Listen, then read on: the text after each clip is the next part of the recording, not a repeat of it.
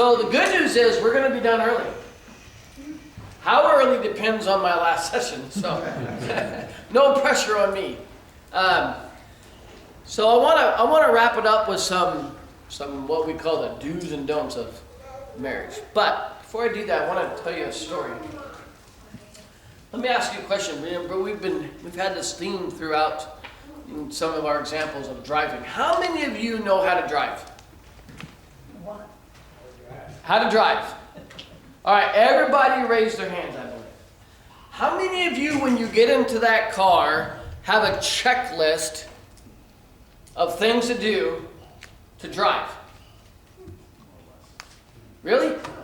You don't just get in the car, turn the key, and go? That's a checklist. Yeah.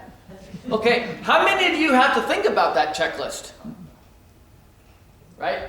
So, yeah, okay, you're right. So that's a good point. You have a checklist, but you don't have to think about it, right? And I'm talking about a written checklist. It's rote, right? Even Sister Rose is now driving all over the place. When she first came here, she wouldn't get behind the car. So, and it's, what happens is that you think back to when you went through, how many of you, before you ever drove the first time, after watching mom and dad drive, said, sitting in the back seat, I could do that. Right? And then how many of you remember getting behind the wheel the first time and saying, oh, this is a little bit scarier than I thought? Well, I learned something. I coached lacrosse for about 15 years here in Roseburg. I don't coach anymore. I've turned the reins over to my son-in-law and to my son. And anyway, our head coach, Dave Heverly, he's been there for 18 years.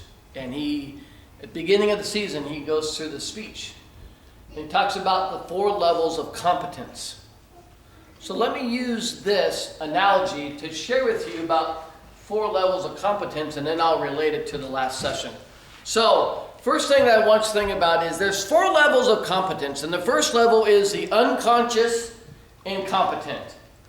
That's me sitting in the back seat thinking that I know how to drive a car having never sat behind the wheel, right? I am unconsciously incompetent. I don't understand or know how to do something, and it does not necessarily recognize a defect. Does that make sense? I think I can sit behind that wheel and drive, but the reality is I have no clue. First time that I remember, the very first time that I sat behind the wheel of a car and drove, my dad pulled over in our big old station wagon and he said, come here. And I said, what? He goes, you want to drive? And I'm like, yeah, I want to drive. And I'm like, so I sat between him and the door. So the door, me, my dad, he's sitting right next to me. And I'm like, all right, Dad, here we go. And I mashed down on that accelerator. But I never put the car in drive. So that big old station wagon had a 350 V8 engine, and it went, and I'm like, nice, let's put it in D now, And my dad says, first thing you need to do is you need to put your foot on the brake. That's being unconsciously incompetent. There's a lot of people that go through life with a lot of different tools or a lot of different ideas, and they're unconscious. My youngest son, Travis, said, I can wrestle. He didn't have a clue how to wrestle.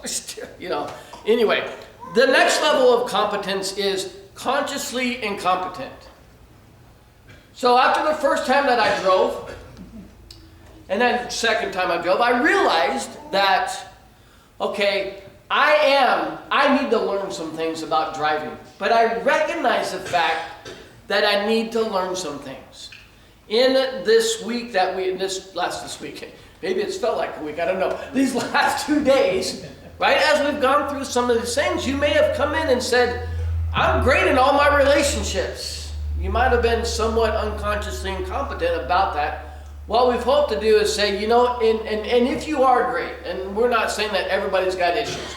As a matter of fact, Brother Harlan made the statement at the very beginning, there are relationships that are broken, and there are relationships that are spot on doing well, right? So, and those that are doing spot on doing well, that's great, but for others, you may have recognized, I think maybe I do have some issues in my relationships. And so when you look at this consciously incompetent, it's that the person may not know or understand to how to do something, they recognize the deficit and the value and the skill of addressing it and learning something new. That's the way I was with driving. I really wanted to get better at driving. All right, the third level of competence is consciously competent. And this is where a person understands or knows how to do something, however, demonstrating the skill or knowledge requires concentration, right? So when I was going through driver's ed, I think this is my driver's ed story, right? So the first time that I sat behind the wheel of the driver's ed, I got in the car, and the car was on a slight hill, and the instructor said, make a left turn. So I'm going across traffic, and I'm going from up a hill to downhill. Does that make sense? And so what do I have? I have blind spots, right? And the first time I did it, I realized that I was consciously incompetent. I was a little afraid. I'll just be honest with you. And so he says, would you like for me to get you across? And I said, yes. And when you do driver's ed, at least in California, the instructor sat on the passenger side, and he had a brake and an accelerator. So he takes the wheel, and he mashes, when it's clear, he mashes the accelerator, and he gets us across the street. I realized that I was consciously incompetent to do that. The next time that we did it, and after practice, I realized that, hey, I can do this, but I better really think about what I'm doing. I really better stop and concentrate, because I understand that this can be difficult. I was consciously competent. And the last stage of this, and kind of going on with my driving analogy, after so many years of driving, and I know some of you have ridden with me, and you may think that I'm still incompetent, but I think that I'm unconsciously competent. What does that mean? I don't think about it anymore. It just comes natural. I am able to complete it without having to go through any type of conscious thought, right? If I come up upon that hill, I automatically hit the blinker, I'm turning left, I look right, I look left, and then I go.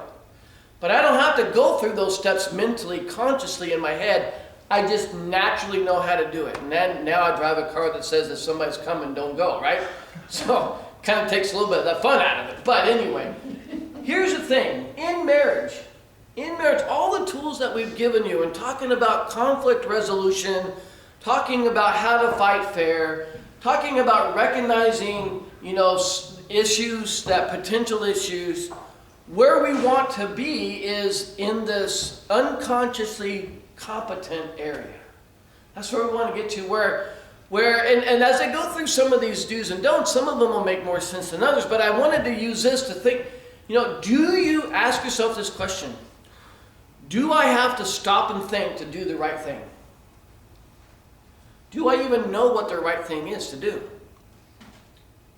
Or do I do the right thing without having to stop and think about it? In the Bible we talk about the fruit of the Spirit. What are the fruit of the Spirit? There's the fruit of the Spirit that are listed in the book of Galatians. I'm not going to quote them.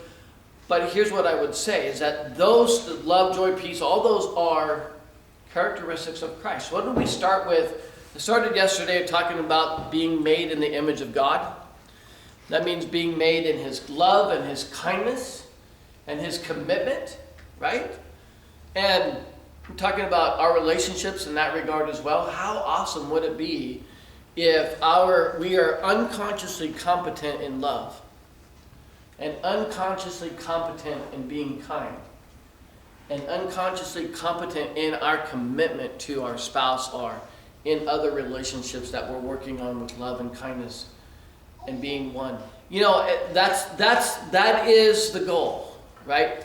I want to go back to something that Brother Jeff said, and I made this comment to him. I said, there are days when I feel like I'm in the ultimate zone, right?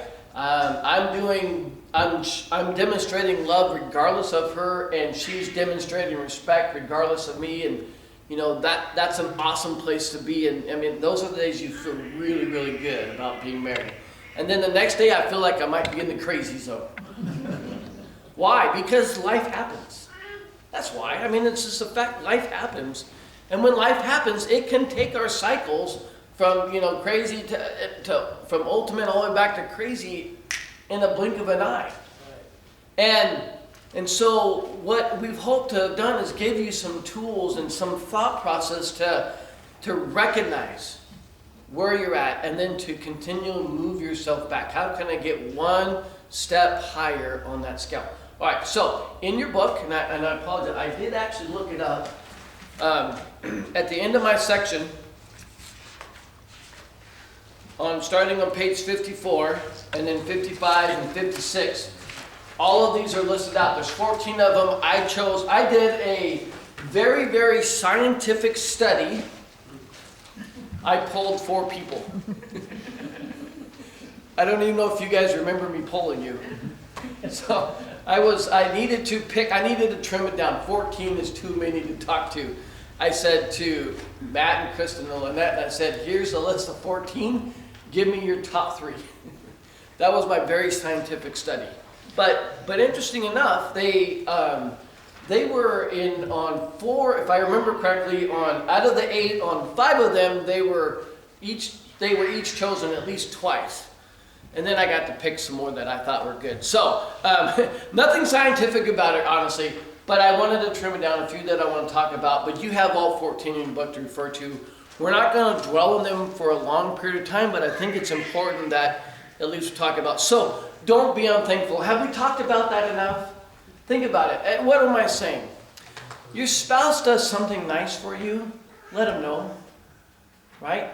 Let him know. It goes back to that love and respect thing. It actually goes right back. I told Brother Harlan, I said, of all the sessions, of all 7 sessions, the one that he did about love and respect, that one meant more to me than even the ones that I prepared. I just love that section because it really is about that. Understanding how she wants to be, how I should communicate to her and how she should communicate to me in those key words, things like that. And it really goes back to that. So if I want her to know that I'm thankful, I will use words to her in reference to that love feeling, where if she wants to be thankful to me, she might do it with more of a respect mindset. By the way, I disagree with Brother Harlan. If I'm sick and in bed, I want lots of attention and lots of soup.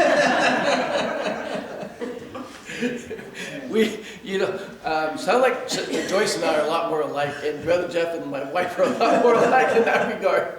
Because she's like, I'm sick, just leave me alone. And I'm like, oh, I'm sick, where are you? You haven't been in here in 30 seconds. I am a big baby. I agree. Don't be unthankful, right? So remember what happened in the book of Romans, where Romans, the first chapter, really is a concept of mankind's relationship with God. They started out great. And what happens? It says they knew God, and that's knowing God in an intimate way. Right? It says when they knew God, they glorified Him not as God. They stopped appreciating God. And when they stopped appreciating God, they stopped being thankful to what God was providing to them. Now think about that, and think about that in any relationship, right? You have a relationship. In this case, I have an intimate relationship with my wife on an emotional level, physical level, and even, I think, a spiritual level. And I have this wonderful triune relationship with my wife in that regard. Imagine if one day I stopped glorifying her. I stopped lifting her up. I stopped telling her. The next step is I take her for granted, and then I stop telling her that I'm thankful for the things that she does. The end result is what? They became fools. Right? The Bible says later on that they were vanity, right? They just totally lost concept of God. That can happen in marriage if we lose sight of just the little things and thinking her. Now, in our session, we talked about. I asked the 35, all those eligible to be president, as Brother Matt says, because you have to be 35 in order to be president. So all those that were eligible to be president sat in my session. One of the questions I asked him was, if you could go back in time and give your younger self advice just before you got married, what would it be? And one of the great answers was, don't sweat the small things. It's a great answer, right? But by the same token, don't overlook the little things that they do that are good. So don't dwell on the negative, but maybe accentuate the positive. Don't be unthankful. All right, next one is don't be contentious and hateful. I thought about that study that Brother Harlan referred to, the fatal four, right? This one falls right into that. Boy, words hurt. Words hurt, right? It says it is better to dwell in the wilderness than with a contentious and an angry woman. I know. Yes, God has a sense of humor. I really looked for a corresponding verse about men, but I couldn't find one. But, there's enough condemnation of mankind because it's our fault that you're all sinners. So let's just leave it at that. But, we've talked about this idea of being contentious and being hateful.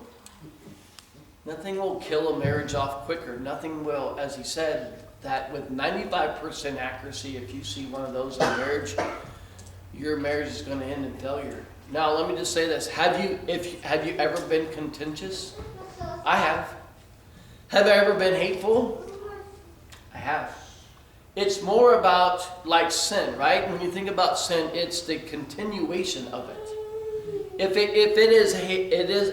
is a habit in your relationship, it will cause problems.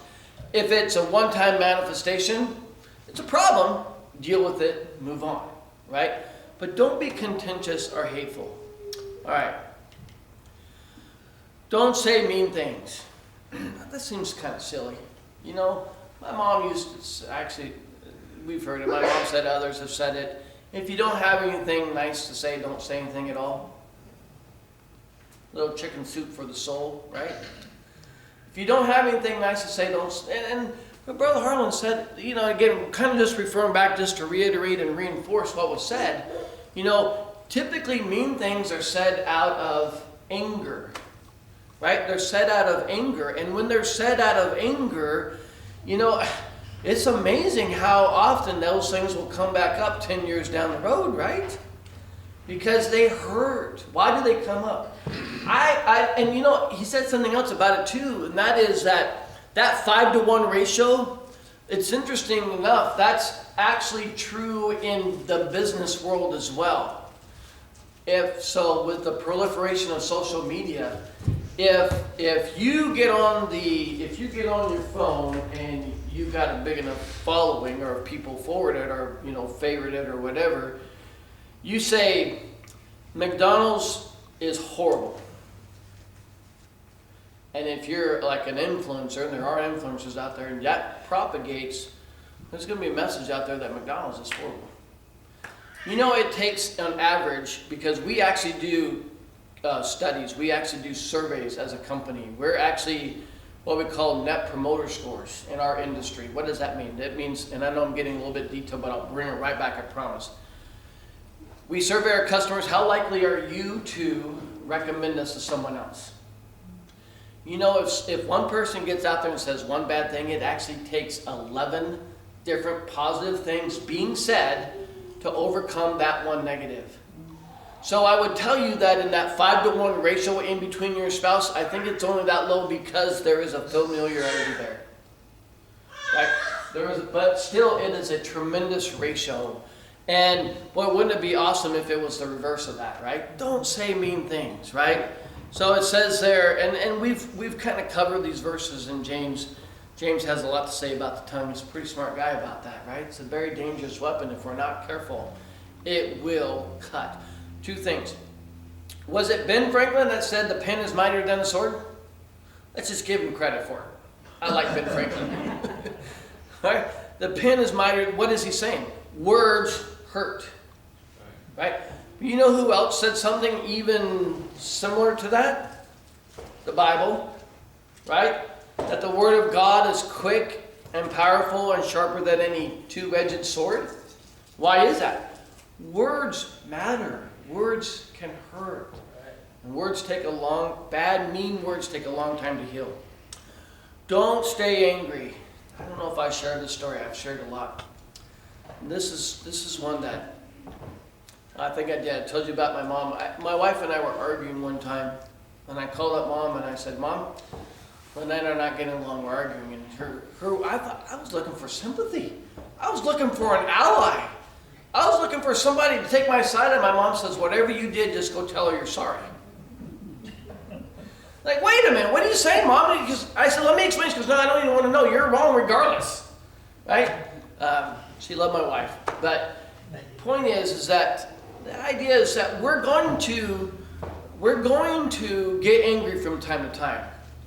And again, going back to the example that Jeff used with him and his wife, I'm a person that if we get angry at each other, I'm ready. I want it resolved right now.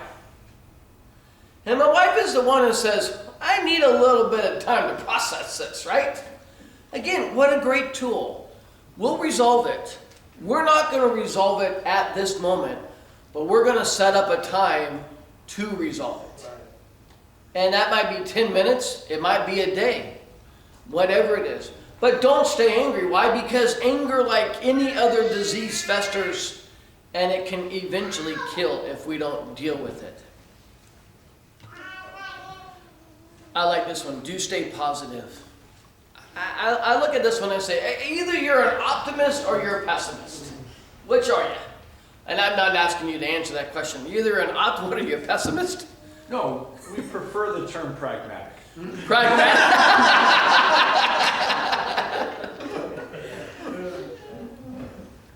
Yeah, that's okay. You're still a pessimist. You're still a glass half empty kind of guy, right? No, I'm just kidding. Think about what Paul said to the church of Philippi. If you have to dwell on anything, things that are pure, things that are lovely, things that are good, of good report, things that have virtue, things that are praiseworthy, think on these things. If I would hope that after 33 years of marriage, that if I did one really boneheaded move or said one really stupid thing, which, it's probably a daily occurrence anyway, then my wife would overlook it. Stay positive, right? I need to stay positive. At the end of the day, I know this. God's in control. And in our marriage, we strive to allow God to be in control of our marriage. So no matter what happens, I told you last January, I thought I was going to get laid off. I mean, our company got sold. 6 months, I didn't do anything. I had the best looking backyard in the state. I finally got a job, and then the Gophers took over my backyard. So God says, yeah, you did, but let me just tell you something, buddy. Anyway, you have to stay positive. I finally learned that in that example, in that time period, I learned I was worried. I'm sure I was concerned. Did I look for other jobs? I did. Did I interview for other jobs? I certainly did. But at the end of the day, I said to my wife, I think I'm at a point in my relationship with God where I'm going to not worry about it. It's taken me a long time to get there because of my nature, I'm a warrior. We need to stay positive. We need to look on and understand who is in control, even in the bad times. Right? All right. Do seek peace. We find that to this end Christ both died and rose and revived, that he might be Lord both of the dead and living. To what end? Peace. Let me ask you. Matthew chapter 5 talks about the peacemakers. Blessed are the peacemakers. All right? So seek peace. What is peace? Let me ask you that question. What is peace? Is it the absence of... She's going. She's reading. No, that's fine. Let her read. She's good. What is peace? Is peace the absence of conflict? Or is it something else?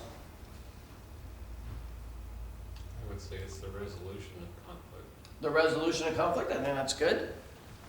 How else would you define peace?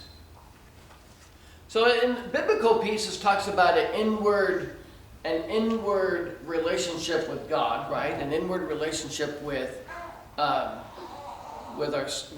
through our Savior Jesus Christ. But in a marriage, I think, it could absolutely. Why can't it be the absence of conflict? Why or the resolution of conflict, right? They say that, and I forget the statistics. It was, in the last 2,000 years, there's probably been only, a couple hundred years of true peace on the earth. So we live in a world of conflict, right? Marriages are, in part, sometimes very conflicting. They're very challenging. But we can have peace in that. We certainly can. And so, this is one that I really like. Do be nice without scorekeeping. Now, you have to understand, for me to share this one with you, you have to understand a little bit of my family dynamics. We are a very passive family. No, you all know me. We're a very competitive family. I did not let my children win at Chutes and Ladders. I will let my grandchildren win at Chutes and Ladders. It's okay, I won't. I know, right? No matter what we do. We got a ping pong table, and Kyle says, let's have a ping pong tournament. And he runs in the house and he gets the whiteboard and he makes up a flow chart of who plays who and how many times. We're scorekeepers. By nature, we are scorekeepers. In a marriage, there's no place for scorekeeping, right? There's no place. So what do I mean by scorekeeping? Well, Lynette, remember last week when I did this, this, and this, and this, you now owe me. Or I did it this, this, and this, and this, it's your turn, right? And again, we have to be very careful, because what does that do? What does it do? What do you think? It very could promote anger and hostility. What else does it do? Is there an idea of doing things because we love and respect somebody versus obligation? Think about that. Do we do things out of an obligation because I'm behind on the scorekeeping? Matter of fact, the idea of showing love and respect negates the whole concept of scorekeeping. Because we're not doing it for personal gain. That's why you scorekeep. You scorekeep to win. Right? And in marriage, it's not about how do you beat yourself? How do you defeat yourself? If you're truly one flesh, how do you defeat yourself? Because scorekeeping is about winning and losing, right? And obviously the concept is I'm going to enforce my will upon my wife, or she's going to enforce her will upon me. Or in any relationship, whether it be with children or whoever, you should not scorekeep, because you're basically saying, in order to win an event, in some fashion, you have to enforce your dominance over that person. That's what the concept of scorekeeping is. And so, really there is no room, no value, no benefit for scorekeeping in a marriage. Do the right thing even when others don't or won't. Remember that last slide, the ultimate slide in conflict. And this is really, I think this point goes right back to that. I will demonstrate love to her regardless. I will demonstrate respect, and I know I'm not saying exactly, but you get the point. I will demonstrate respect to him regardless. The idea of doing the right thing, even when others won't know about it. As Jesus said, love your enemies, bless them that curse you, do good to them that despitefully use you, or that do good to them that hate you, and pray for them which despitefully use you and persecute you. Do the right thing, even if you don't think anybody will notice. Here's a little secret, though. I think they will. I think they will notice. I think they will see. I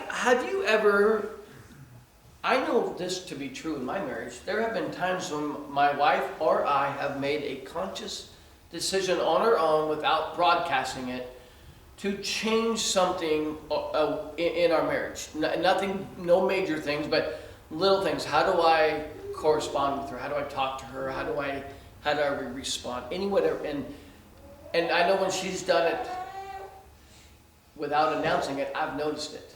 And I think that's the point we want to make, is that when you do this, when you do the right thing, even when others don't or won't, they will notice it, and it will have a positive impact on your relationship. And that is the last one. All right, you have another 6 in your book. Please feel free to review them.